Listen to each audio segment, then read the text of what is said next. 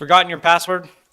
Nice job, dummy. No, this is Quinn, that's Naz, the iPhone guy, and I'm going to help you restore and recover your password on Macintosh OS X without deleting any of your files or having to restore your computer or any of the icky stuff. Now, actually, Apple has done what is very nice already, and they have implemented a very easy way to get your password restored. If you still have your original install CD, stick that into your computer, hold down C to boot from the disk, and when you boot, if you go to the tab up top where it says utilities, you'll see a password manager, and that will let you restore and you'll be good to go. Now, if you don't have your CD, or in my case, you've replaced your CD drive with a SSD, there's a bunch of different scenarios where you may not have that original install CD. Well, don't worry, not all hope is lost. We can help you get all your information back. But at the same time, this is also a learning story for a lot of people out there. A lot of people out there think that their password is the end all be all. If you don't know your password, you're not getting into your computer. And that's actually false. Now, it is good that Apple's given you a way to reset your password if you've forgotten it, but it also gives criminals a way to get access to your computer without much trouble. So what I would recommend to every single person is if you have sensitive documents, be it customer information, bank statements, social security, anything that is sensitive information that you don't want being seen by people, use an application which encrypts that data. There's tons out there that create, encrypted file vaults, which you need heavy duty security to get into. I recommend it's called Knox, and it's from the same people who develop 1Password Agile Web Solutions. So that's a lesson for everyone, but if you are stuck, if you can't get into your computer, this guide is going to help you. So let's get started. First things first, boot your computer by pressing the power button. Once you've pressed the power button, go and hold Command S. This will allow you to get into the terminal, and your computer will not boot from the hard drive. You'll see all these lines of information, and you're set, you're ready to go. So once you get to this spot, you're set. Just remember the power button. You press that, and then right after you've pressed that, hold the Command and S button to enter the terminal. So there you go. All right, so I'm going to show you two methods, and both of them should work, but just a warning, they may not. So the first method works for about 98% of Macs, and it's the easiest, it's the nicest way to get back into your machine. And option 2 works for every single Mac in the world, but it's a little bit tougher to do once you've resetted it. So, resetted. Nice word, eh? All right, so we're going to do this right here, and then I'll show you the second one as well. So you're going to type mount space minus UW, and then a space, and then slash. Now, this is going to give you access to your actual drive. You're going to type launch ctl space load, and all of these commands are below, but just as a warning, you will need to type them out by hand. So just make sure you get it right. If it doesn't work the first time, no worries. Just try retyping it correctly. And so you're going to type launch daemons, and then space com .apple. So we're specifying the path to the file, the directory services file that holds our password, so we can reset it. So directory services .plist, and now you're going to press enter. And it say nothing can be found, no such file or directory. That means I didn't type it correctly. So we're going to type it really quick.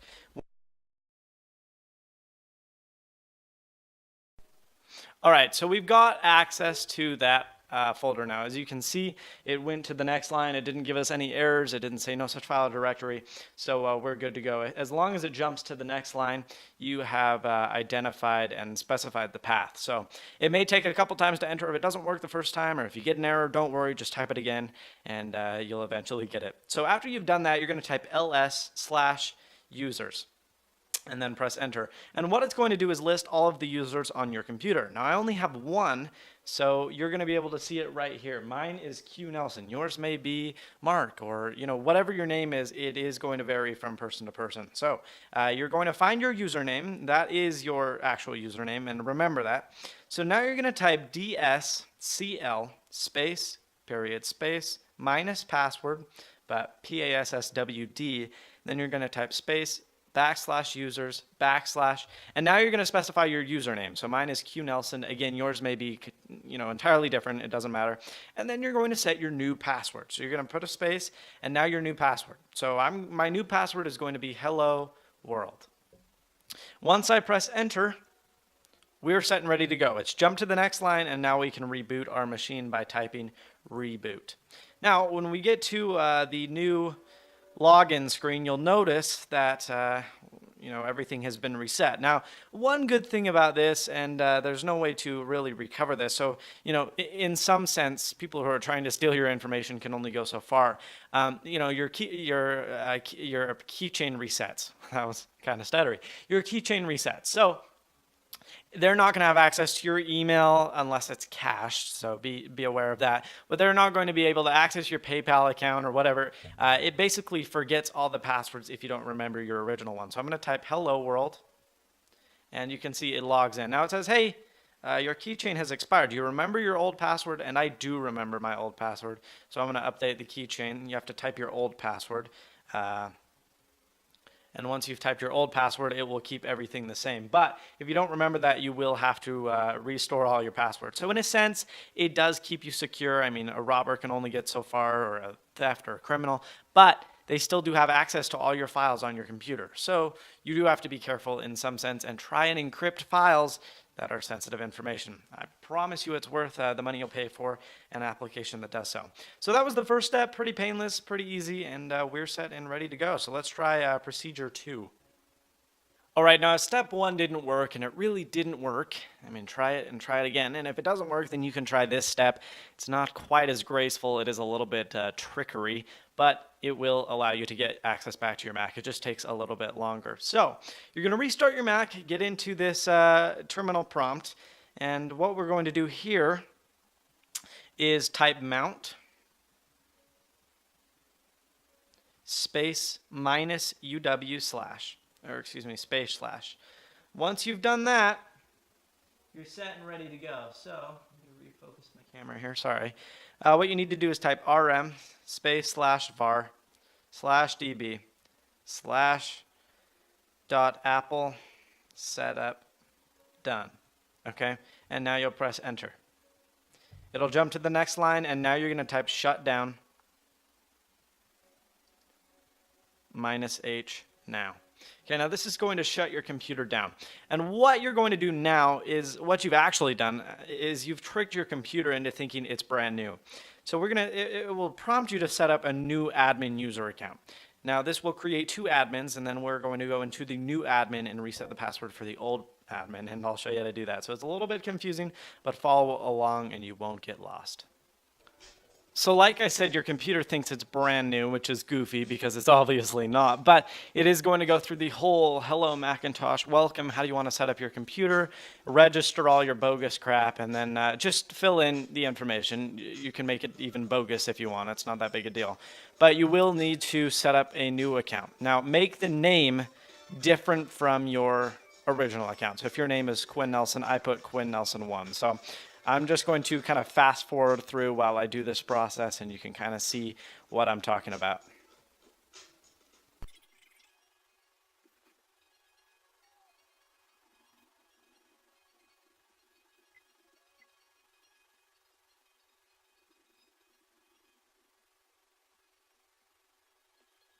All right, so you can access your new Mac, but it's through your new user account. How can you get your old information back?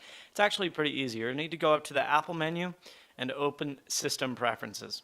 Once you've opened System Preferences, you are going to go to Users, which is somewhere on my screen. I'm kind of far, Accounts under the System tab.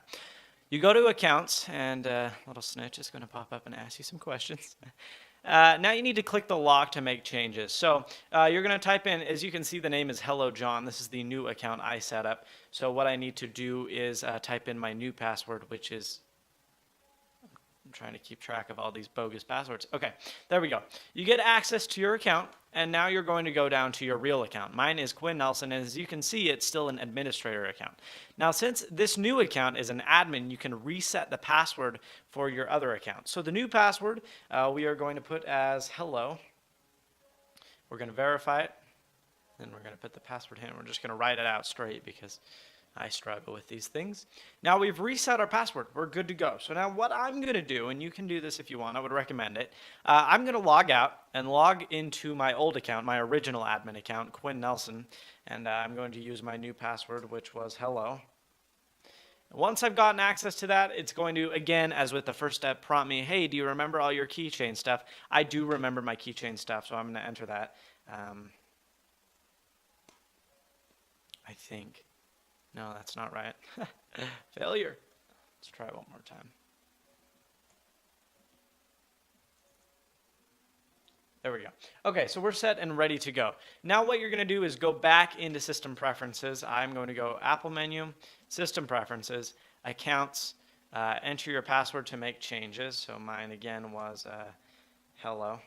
I enter that password, and now you can go to your Hello John account or your account you created temporarily and click the minus sign and delete that home folder. You'll get rid of all that important information that is not important. And now you're back and ready to go. You have